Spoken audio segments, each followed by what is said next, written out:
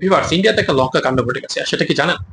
সেটা হচ্ছে বর্তমানে যে সরকার পশ্চিমবঙ্গে ক্ষমতায় এসেছে বিজেপি পক্ষ থেকে শুভেন্দু সেই সরকারের মুখ্যমন্ত্রী, এবং তিনি আসার পরে যে নিয়মটি করেছেন সেটি হচ্ছে যে ঈদে বা যে কোনো সময় গরু মহিষ জবাই করা যাবে না। এখন এই গরু মহিষ জবাই করা বা কেনা বেচা নিয়ে যে তর্ক বিতর্ক, যে লঙ্কা কাণ্ড ঘটেছে সেটা আপনাদের সঙ্গে আজকে শেয়ার করব। ঠিক আছে? আপনাদেরকে খুব বেশি ওয়েটিং এ রাখতে চায় না, দেরি করাতে চায় না, সরাসরি বিষয়গুলো আপনাদের দেখায়। ঠিক আছে? সরাসরি দেখায় ইন্ডিয়ান একটা নিউজ চ্যানেল থেকে আপনাদেরকে দেখাচ্ছে। এই গরুগুলো 3 দিন ঘা দিতে পারছি না, এই মুহূর্তে গরুগুলো মরবে এবং আমরা মরবো, আমাদের পরিবার মরবে। দড়ি নিয়ে ঘুরছেন কেন? ওরা দড়ি দেওয়া ছাড়া আমাদের বিকল্প কোনো রাস্তা নেই। কুরবানি না করতে বলে মুসলমানরা জব্দ হয়ে যায়, আপনার কি মনে হয়? জব্দ আমরাই হচ্ছে। আমাদের মরা ছাড়া কোনো উপায় নেই, শুধু আমি মরবো না, আমার সঙ্গে আমার পরিবার মরবে। গরু নিয়ে আমাদেরকে রাস্তায় গিয়ে আন্দোলন করতে হবে। আমরা ভোট দিয়ে এনেছি সরকারকে, 1.5 লাখ টাকা দেনা আছে এই গরুর উপরে, কিন্তু আমরা কি করবো? আমরা শিক্ষিত ছেলে, সরকার একটা চাকরি দিতে পারছে না, কিন্তু আমাদের পেটে লাথি মারছে সরকার। সরকার যদি না দেনা দেয় না, তাহলে আমাদের গলায় দড়ি দিতে হবে, বিষ পেতে হবে বা আত্মহত্যা করতে হবে। যেরকম সারদায় হয়েছে, কত লোক মারা গিয়েছে, তাহলে এও তো সেরকম পরিস্থিতি পড়ে গেছে। গরু বিক্রি না হলে আমাদের না খেয়ে মরতে হবে।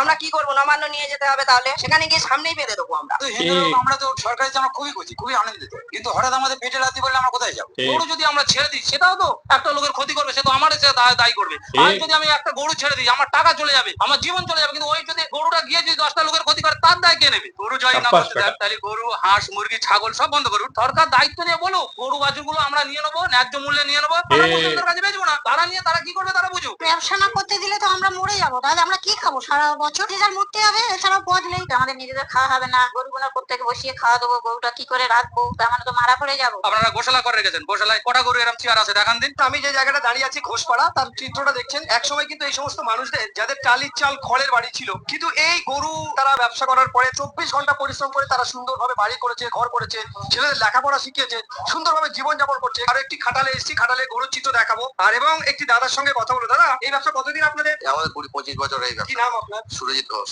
আচ্ছা, এই যে সরকার যে আইন করেছে, এই আইনের বলবৎ যদি হয়, তাহলে কিন্তু একটা গরু বা মোষ বিক্রি হবে না, কি করবেন আপনারা? পুরো একদম মানে রাস্তা বসে যেতে হবে আমাদের, কারণ আমরা অলরেডি ইনভেস্ট করে দিয়েছি অলরেডি। আমরা যেসব গরু দুধ দেয় না তাদেরকে বসিয়ে আমরা খাইয়ে তৈরি করি, এই ঈদের সময় বিক্রি হয়। কিন্তু হঠাৎ করে এমন সিদ্ধান্ত নিয়ে আমরা তো মানে একদম পুরো ফেঁসে যাবো আমরা। আমাদের প্রচুর টাকা। কি অবস্থায় আছে এখন খাওয়া দাওয়া? গরুগুলো খাওয়া দাওয়া ঠিকঠাক দিতে পারছি না, কারণ এমন সময় বেরিয়ে আমাদের হাতে গরু চলে যায়। কিন্তু এবারে গরু কোনো কেউ কিনছে না, এবং না, এবং দুটো একটা যা বায়না দিয়েছিল তারা ফেরত চাইছে বায়নার টাকা, এবং ভুসি আলাদা ভুসি দিচ্ছে না, ঠিকঠাক খাওয়াও দিতে পারছি না। যদি না বিক্রি হয়, খাওয়া না দিবেন, কি করবেন গরুগুলো? গরুগুলোকে খাওয়া না দিতে পারলে কি করবে সেটা সরকার বলুক। তারা তো আইন করে পাট করে বন্ধ করে দিল এইভাবে, কিন্তু আমরা তো পুরো রাস্তায় বসে গেলাম। কিন্তু আমরা কিভাবে খাওয়া দেবো আমরা তো নিজেও বুঝতে পারছি না। আর প্রচুর টাকা দেনা আছে, আমরা মানে ভুসির দোকানে বাকি আছে প্লাস। নিউজটি প্রায় 20 মিনিটের একটা নিউজ। বিভিন্ন গরুর ব্যবসায়ীদের সাক্ষাৎকার এই নিউজ চ্যানেলটি নিয়েছে। নিউজ চ্যানেলটির নাম হচ্ছে EWS দর্পণ। এটা পশ্চিমবঙ্গের একটা নিউজ চ্যানেল আমার মনে হয়। খুব ভালো একটি নিউজ করেছে।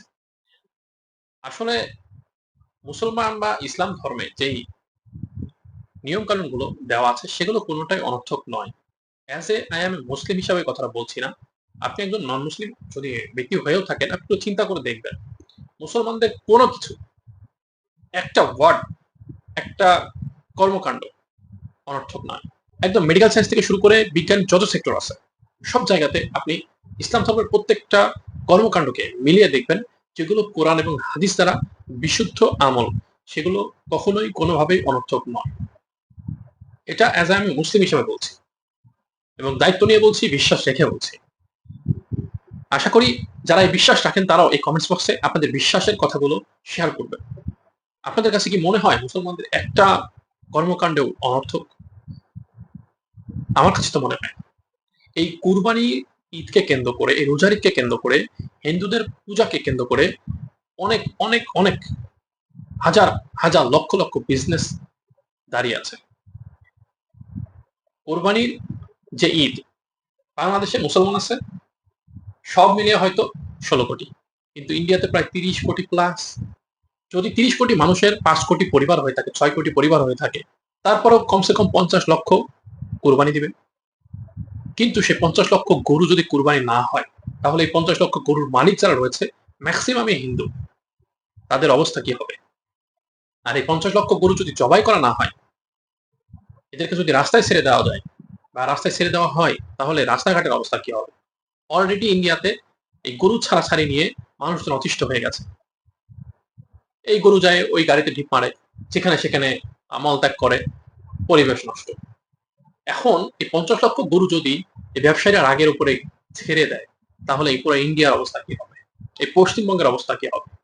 আমার তো মনে হয় এই ব্যবসায়ীরা যদি এই শুভেন্দুর বাড়িতে গিয়ে গরু আর ছাগল যা কিছু আছে সবগুলো বেঁধে দিয়ে আসতো, তাহলে এই বেলা শিক্ষা হতো। আসলে জাতিগত সমস্যা, কিছু করার নেই। হিন্দু ধর্মের অনেক মানুষ আছে যারা এত উগ্র না, মুসলমান ধর্মের অনেক মানুষ আছে যারা উগ্র না, কিন্তু উগ্রতার কোনো জিনিসই ভালো নয়, সেটা যে ধর্মেরই হোক না কেন।